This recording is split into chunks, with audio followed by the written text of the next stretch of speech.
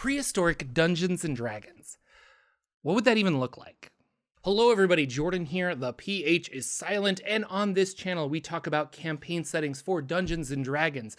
And this is going to be a small-ish series in which I want to look at Planegea, which is Stone Age D&D or Prehistoric D&D.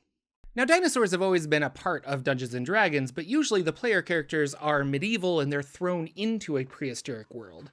Think of Journey to the Center of the Earth, or Chult, or when a space wizard sends you to battle dinosaurs on the moon. But in Planegea, it's your home. You're part of that world. You play the caveman.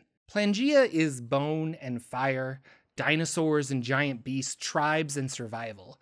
The universe, or the multiverse of Dungeons & Dragons, is brand new. New elemental planes are slowly breaking apart, and in the empty space, we have a newly formed prime material plane. Now, because the elemental planes are still so close, you could potentially walk from the plane of Earth across Planegea to the plane of air. The land is young and full of dangers, but sentient beings have banded together to survive. Now, the motto of Planegea, which is borrowed from Eberron, is if it has a place in D&D, it has a place in Planegea. It just might not be what you expect. Wizards and clerics exist in Planegea, but they aren't called wizards and clerics, and they operate just a little bit differently. Their roles kind of change. There are giants and dragons and mind flayers, but they're not the same ones that you'll find in the Forgotten Realms. There are gods, but the gods of Planegea are still young. They're not that powerful. They compete for territory and followers so they can grow. So let's look at some player options in Planegea to get a sense of who you'll be playing in a prehistoric world. But first, a message from today's sponsor. This video is sponsored by Dice Dungeons and their new Kickstarter for Battlecloth maps. These portable microfiber battle maps are perfect to lay down for a quick terrain in your Dungeons & Dragons game. Each map is a square 21.5 inches and has 1-inch square grid on it for combat scenarios. They're wrinkle-free and travel-friendly. They have lots of designs available, from simple fields or oceans to more complex beaches, sailing boats, roadside camps, or deep caverns. Mix more than one to create larger areas. Legit, these are a lot cooler than I even anticipated. A wrinkle-free kind of thing. You could just like roll it up, throw it in your backpack. Check out the Kickstarter using the link in the description, and thanks again, Dice Dungeons. Planegea is a full and complete campaign setting, which I would argue this book is better than some of the 5e campaign settings produced by Wizards of the Coast. Planescape, Dragonlance, Spelljammer, I'm looking at you. Planegea was kickstarted and released by Atlas Games, and it is the brainchild of David Somerville. Now, David was inspired by the Eberron creation process. Now, not Eberron itself, but Keith Baker's creative process in coming up with a setting for D&D that felt new yet familiar. If it has a place in 5e, it has a place in Eberron, and now it has a place in Planegea. It's just not what you might expect. The Spanish Inquisition. So what do campaign characters and stories feel like in Planegea? Well, you're in luck, because not only have I read through this massive book, I've also been running a home Planegea game for the last 3 months, and it's been amazing. Ancient kingdoms are powerful clans. A castle is a complex cave system. Carriages are beasts of burden. Temples are a shaman's tent or a god's holy ground. A king would be a chieftain. A noble is an elder in your clan. Now, settings are odd in Dungeons & Dragons, and there are those dungeon masters that have an unnecessary need to unify all settings. And this is how we got from the Forgotten Realms to fly into Spelljammer and then land in Greyhawk. 5e, Eberron is just a stone's throw away if you can get a hold of the spell Dream of the Blue Veil. With Planescape, Sigil unites all settings with a central hub, according to Wizards of the Coast. But I want to say that Eberron was originally intended to not be connected to any larger multiverse. It just is the setting. Eberron is what it is. Dark Sun is similar, and at least for Planegea, its intention is that it is the first campaign setting because of how the planes of existence are still ripping apart and forming. Now, aside from time travel, there isn't really a way to travel to Planegea. It's supposedly supposed to exist before everything else existed. And in that, I think it's very unique, and I kind of like that idea. I find it interesting to sometimes explore one setting to another, but if I'm going to run a Planegea game, I think it's going to be just in Planegea. Now, you're always free to use Planegea however you want, but with the prehistoric world comes a young universe. There is no sigil, there's no portal to Greyhawk, and a mysterious force seems to keep Planegea locked into the Stone Age. A mystical power that is beyond gods and beyond communication, yet is somehow invested in the world and its creatures. So how is Planegea kept locked in the Stone Age? Something called the Black Taboos. Now, if you break one or more of the Black Taboos, a cosmic force known as the Hounds of the Blind Heaven will descend and destroy you. And nobody knows really where these creatures came from or why the land of Planegea is cursed to begin with. That curse, the Hounds, they keep players from bringing the Bronze Age to Planegea. Kind of reminds me of the dark powers from Ravenloft, and if you are that DM that feels the need to kind of unify settings, or maybe it's just a fun thought experiment, the dark powers, perhaps a millennia ago, were the mystical force that controlled Planegea. But hey, that's just a theory. A game theory. So there are four black taboos. Number one is that writing is death. If the written word is ever created, the hounds will appear and destroy all who understand. Now, glyphs, pictures, and patterns, those seem to be allowed. Taboo number two is no number after 9. So counting anything past 9 becomes the word many. Now, this limits discussion of distance, size, or the amount of anything but the immediate. Now, a family of 10 is a family of many. An endless sea of a herd of animals is many. Complex calculations with larger numbers will bring about the hounds. And finally, the third taboo is no wheels and no money. Now, trade is very important to this setting, and because of 5e, you kind of need a way to translate stuff into some sort of currency. So there is a currency of salt, but the idea is that you can't invent a type of fiat currency. All items of worth have an immediate value to your survival. Clothing keeps you warm. Weapons keep you safe. A gold coin is worthless. You can't eat it, can't use it for just about anything.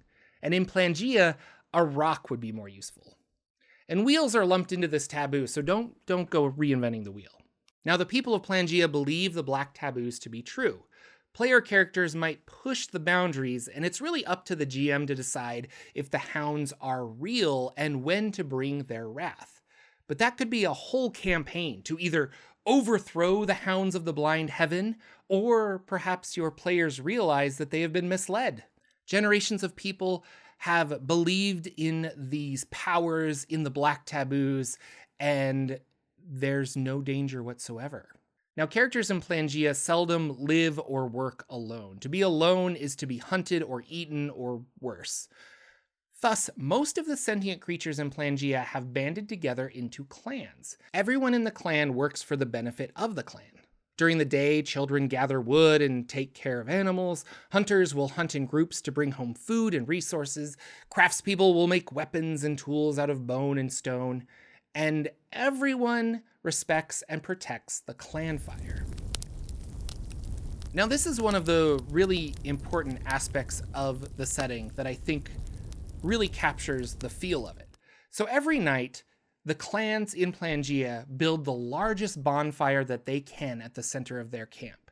Now, this light will keep predators away, the heat will protect the people, so each night you'll see several clan fires pop up over the horizon, each clan signaling to the world, we're here and we are fierce.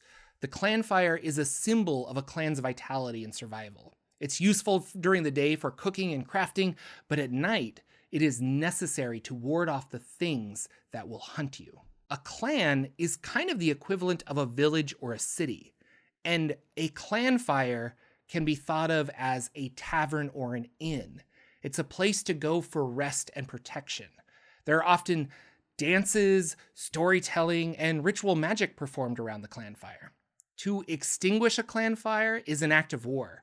It is not just an attack against that clan, it's an attack personally against all of the people in that clan. Clans also have shamans, chieftains, and elders. The shaman is usually their spiritual leader, a connection to a local god that has taken an interest in the people. The chieftain makes decisions for the betterment of the clan and its people. And both of these roles are advised by the elders, who share their wisdom for clan survival. Now, player characters can join an existing clan, which I'll talk about in future videos, such as the Bear Clan, the Ape Clan, or the Lion Clan. There are also rules to create your own clan, and player characters receive boons from the well-being of their clan, which could even turn into crafted magical weapons and items, or new magical spells to use. Starting at the beginning, I wanted to talk about the races of Planegea. I think a campaign setting really kind of shows how we're going to interact with the world by the races provided in the campaign setting. So races in Planegea are called kinships, and the ones provided in the book are dwarves, elves, halflings, humans, dragonborn, tieflings, who are actually called god-marked, gnomes, orcs. The custom ones are tree people known as the Dreis, half-ooze people, and dinosaur people called Saurons. Oh, and also starlings, who are stars that fell from the night sky. Most clans in Planegea are nomadic. You have to roam to survive as a hunter-gatherer society. Dwarves are interesting because as they travel, they're also motivated to craft and build. So they create caves, tunnels, and other structures as they roam. Once done, they will move to a new area, but they leave behind their creations. The act of creation is kind of a form of worship, and it's an inherent part of being a dwarf. So strongholds that are carved into mountains or underground temples, those all were perhaps created by ancient Planegea dwarves. Planegea elves are fae-like creatures, and they are connected to the dream world of Planegea known as Nod. Halflings are known as the silent folk. They are small, deadly, and resourceful. Humans are, surprise, very adaptable. Dragonborn come from something called the Venom Abyss, rising up from the great volcano that lives at the center of Planegea. The god-marked, or the tieflings, are those that are touched by a god or a greater power. Their blood was changed by a divine presence. Gnomes are bold, and they use primordial magic in their survival strategy. Orcs are conquerors and hunters, a proud and noble people, and they actually have a defiance for the gods, and they see themselves as being used by them in many ways. So they try to rely on each other to survive in Planegea. The Dreis have bark-like skin and resemble trees. They take humanoid form to protect the forest and plants. Now, half-ooze characters are considered outsiders, as oozes are feared and avoided. So a half-ooze character might be isolated or not welcome, but if you do help the clan, all become welcome despite prejudice. Now, half-ooze characters also have a mighty hunger, and they must eat twice as much food compared to other kinships. Oh, and they stretch, which is like the whole point. It's so cool. Now, Saurons are dinosaur folk, of which there are 4 sub-kinships that are called Leatherwing, Hammertail, Sharpfang, and Webfoot, depending on what type of dinosaur person you want to play.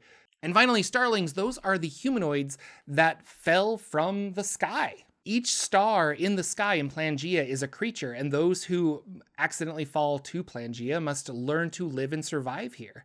And they glow, illuminating their surroundings. Not listed in the book, but other races that I'm sure would work fine in a Planegea game are the lizard folk, Tabaxi, Aarakocra. All of these kinships can fit in Planegea. It's your game. You can add whatever you want. They're just not listed specifically in this book, and it's probably because of the 5e SRD. I had my players come across a group of Yuan-Ti, and they had never encountered snake people before. So they couldn't communicate, they didn't speak the same language whatsoever, and there was a lot of like miming for trade and trying to feel out if they were going to be attacked or not. It was interesting and fun. Planegea is big, And this will be the first in a series of videos on Planegea. So next time I'm going to talk about the classes of Planegea, and then major tribes, the map, which is amazing, and possible adventures that you could run. And sprinkled in, I'll tell stories from my own home Planegea game.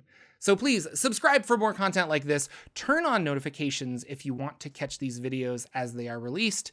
And thank you again, Dice Dungeons, for supporting this video.